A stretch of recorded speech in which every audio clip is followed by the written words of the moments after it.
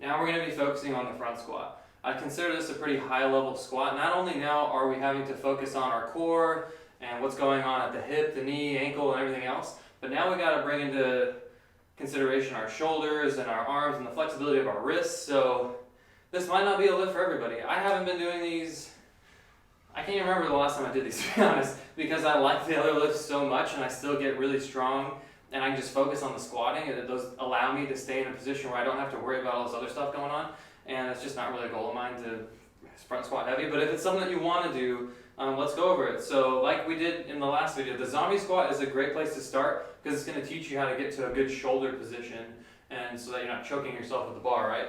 And so the other thing you're going to have to do here is you're going to have to get into a position where you can get your elbows up. So I'm trying to get to that same position where I'm reaching my elbows forward, I'm keeping my elbows up and keeping my biceps parallel to the floor, but I'm trying to find that divot in my front deltoid so that I'm not choking myself, right?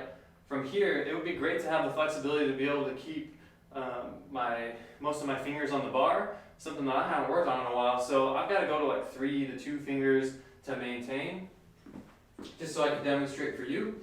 Still using the wedge because that's what's going to help me get to the depth we're looking for. So from here, even if I go to 2 fingers, most of the weight is on my shoulders, right? It's not necessarily through my hands and wrists.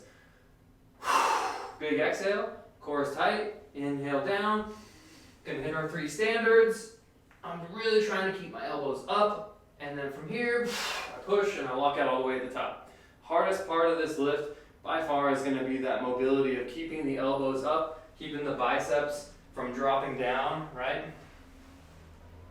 It's very common, so if that's happening, work on your mobility drills and just stick to that zombie squat for now, right? Until you can get back into this position and it's more comfortable for you.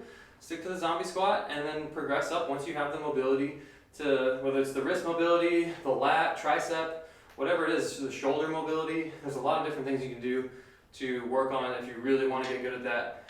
Front squat, it's a great activity. If you want to do a lot of Olympic lifts, front squatting, you're going to have to learn how to do that. That's really a foundation to those movements, but it's not necessarily a foundation to having to get strong, and you can get plenty strong and not do these barbell lifts. So I'm just teaching them here if it is something that you want to do, and I just mostly want you to understand that this is considered a high level activity. So that is the front squat.